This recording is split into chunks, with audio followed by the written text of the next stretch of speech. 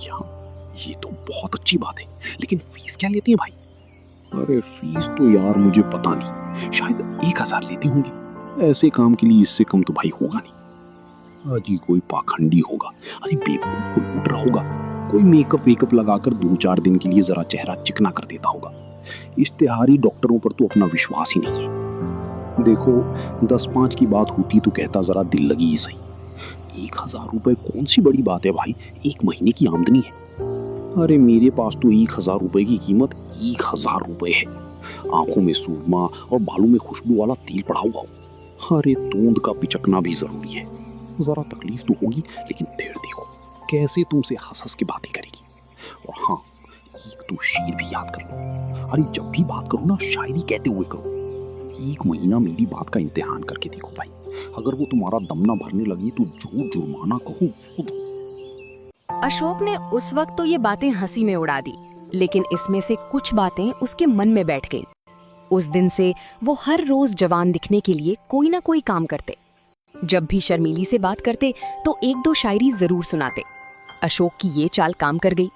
दूसरे दिन जब अशोक ऑफिस से घर आए तो देखा शर्मीली अपने कमरे के द्वार पर खड़ी है।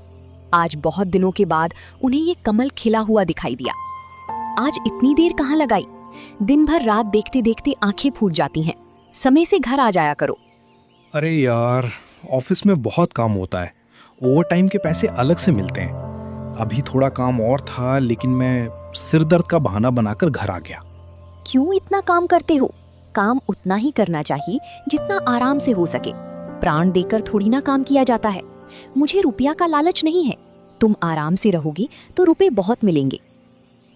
भाई, आती हुई लक्ष्मी भी तो ठुकराई नहीं जाती ना। लक्ष्मी अगर रक्त और मांस की भेंट लेकर आती है तो उसका ना ही आना अच्छा है। मैं धन की भूखी नहीं हूँ। इस वक्त आकाश स्कूल से लौटा और बोला, भाई जी कुछ खाने को दे दीजिए। शर्मीली ने एक प्लेट में खाना लाकर आकाश को दे दिया। आकाश खाना लेकर चला गया। पहले तो घर में आते ही नहीं थे। मुझसे बोलते में भी शर्माते थे। किसी चीज की जरूरत होती तो बाहर से ही मंगवाने के लिए भेजते। जब से मैंने बुलाकर कहा तब से आने लगे हैं। अशोक को आकाश पर संदेह हुआ और कुछ चिढ़कर बोला, ये तुम्हारे पास खाने पीने की चीजें मांगने क्यों आता है? इसे यहाँ आने मत दिया करो, दीदी के हाथ भिजवा दिया करो। शर्मीली ने ये बात प्रशंसा पाने के लिए लोभ में कही थी। वो ये दिखाना चाहती थी कि मैं तुम्हारे लड़कों को कितना चाहती हूँ। ये कोई बनावटी प्रेम ना था। उसे लड़कों से सचमुच प्यार था। लेकिन शर्मीली का ये वार उल्टा पड़ गया। अशोक आकाश पर शक करने लगा। वो उसे शर्मीली से दूर रखना चाहता था। इसलिए अशोक ने कहा, देखो, मैं चाहता हूँ कि कल से तुम स्कूल में ही रहा करो। मैं मास्टर जी से कहकर तुम्हारा इंतजाम करवा दूंगा। मुझे वहां रहने में कोई आपत्ति नहीं है। जब से कहिए मैं चला जाऊंगा। आकाश उदास होकर अपनी बुआ के पास जाकर बोला, बापूजी ने मुझे कल से स्कूल में रहने को कहा है।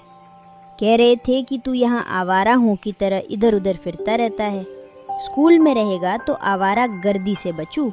आकाश एक नानार लड़का था। ये बात अशोक भी जानता था, लेकिन उसे शर्मीली से दूर रखना चाहता था। इसलिए उसे स्कूल भेज रहा था। फिर रूपाली बोली, ये तुम्हारी नई अम्मा का करा धरा है। उसी ने कहा होगा। नहीं बुआ जी, मुझे उन पर कोई शक नहीं है। वो बेचारी भूल से भी कभी कुछ नहीं कहती। तू ये क्रिया चरित्र क्या जाने। ये उसी की लगाई हुई आग है। देख, मैं अभी जाकर पूछती हूँ। रूपाली झिलाई हुई शर्मीली के पास जा पहुंची। उसे आड़े हाथ लेने का, कांटों में घसीटकर, तानों से छेदने का, रुलाने का अवसर वह हाथ से जाने नहीं देती थी। शर्मीली उनका आदर करती थी, उनसे दबती थी, उनकी बातों का जवाब न देती थी। वह चाहती थी कि ये सिखावन की बातें कहें, जहां मैं भूलूं वहां सुधारें, सब कामों में देखरेख करती रहीं। पर रूपा उस पर तनी ही रहती थी। मैं पूछती हूँ, क्या तुम सबको घर से निकालकर अकेले ही रहना चाहती हो, जो हर वक्त अशोक के कान भरती रहती हो? क्या हुआ दीदी जी? मैंने तो किसी से कुछ नहीं कहा। आकाश को घर से निकालने की तैयारी हो रही है और उस पर कहती हो मैंने तो कुछ भी नहीं कहा।